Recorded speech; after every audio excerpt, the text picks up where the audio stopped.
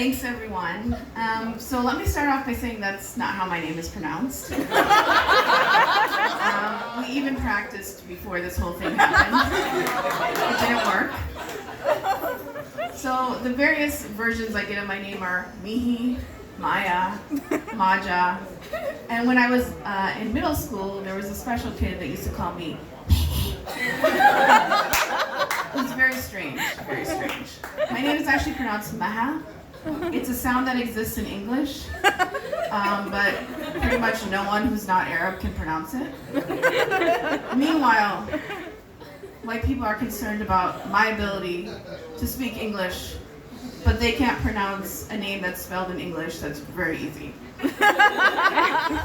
I was at JCPenney trying to get a haircut, and I wrote my name as most people do in the order of first and last. And the woman called me and said, Hilal. My last name is Hilal. So first of all, it wasn't my first name, and second of all, she added letters to my last name. And I was so confused. I was the only one in the room, so I knew it was me. But I also wondered, why did this have to be me? Why can't you just read what's on the goddamn paper? It's phonetic. There shouldn't be confusion. Nevertheless, again, this has been the bane of my existence. So I've decided that before I have kids, I'm going to do a focus group, just in case, to test out all the different names in Arabic, because I just don't want my kids to live a life of horror. I mean, people keep practicing and they're like, is this right? And at that moment when they ask you, you're like, do I want to subject myself to another 20 minutes of you pronouncing it and getting wrong anyway? Or do I just want to call it a day? Usually I just call it a day. Just say M, whatever you want to say. So my family is from Egypt. At the same time, I do a lot of social justice and human rights work. So a lot of times when people see me and they know that I'm, from another country, they're like, why don't you just leave if you don't want to be here? If you're just complaining, all you do is complain about the U.S. Of course, it's like a white person, like, why don't you leave too? You don't belong here either. Okay? Some of you are complaining about a lot of things, right? You should leave too. So I wore this scarf today because I'm very patriotic. And I swear, I was coming down my building, coming down the elevator, and I saw all these different residents, and they have never smiled at me the way they smiled at me. They're like, oh my God, we thought she was scary, but that scarf. That just toned it down. Now we know. Now we know it's safe.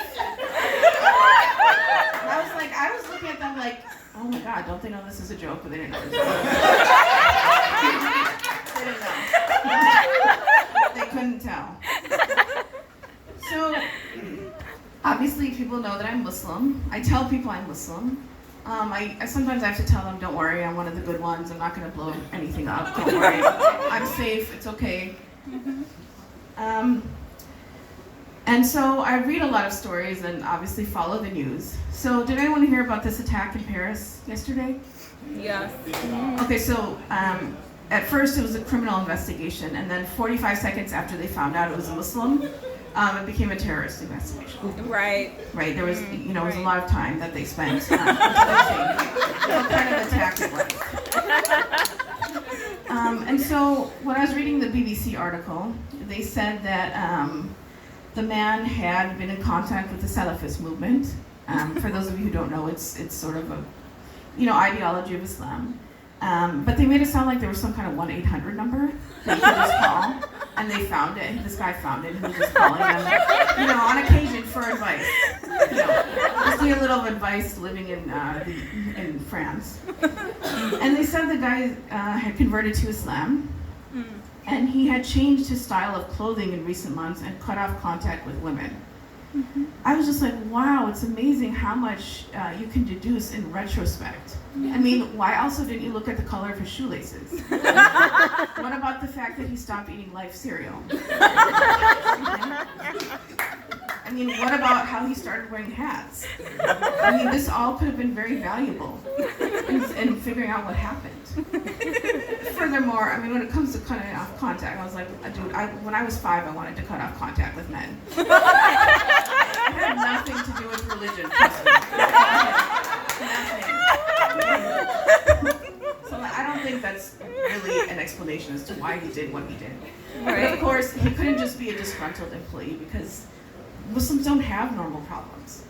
We just have we need to go to the grocery store and then it escalates to we need to create our own state, obviously. There's nothing in between, okay? We're just not normal, okay? And on the note of, this guy having a fashion change, I would suggest to any Muslims in the audience that from this point forward, if you're considering changing your fashion dramatically, you should go to the DHS and let them know. Like if you want to start shopping at JCPenney instead of Forever 21, just give them the heads up so they don't think anything's going on. It's just, change in taste. Not a big deal. Okay.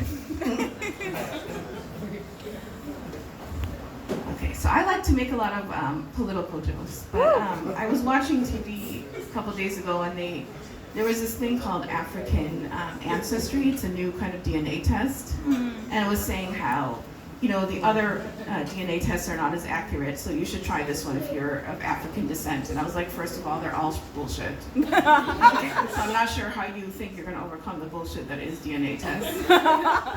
Second of all, I was looking into the bullshit that is DNA tests, and they said that there was 2 identical twins. One who got back results saying that she was 10% broadly European, and the other was 3% broadly European. And I was like, this to me doesn't mean it's inaccurate. It just, to me, I was like, which one of you is a bigger colonizer? Maybe one of you is more genocidal. I don't know. Maybe that's what explains the difference.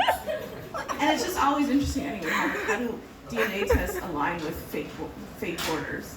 It never makes sense. But anyway, that's all that I thought.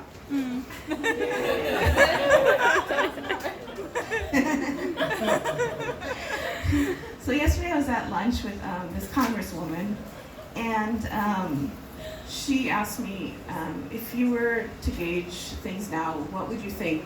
Who do you think Muslims would vote for? Celeste. And I said Bernie Sanders. But then I was like, oh wait, but our threshold is really low, and anyone who considers us human is pretty much who will vote for. For example, there was a festival that we went to, and this city councilwoman came on stage and said, Waka laka salam. Instead of assalamu alaikum. For me, that was just a no-go. I was like, I don't know who you are, I don't care who you are, but I'm not voting for you.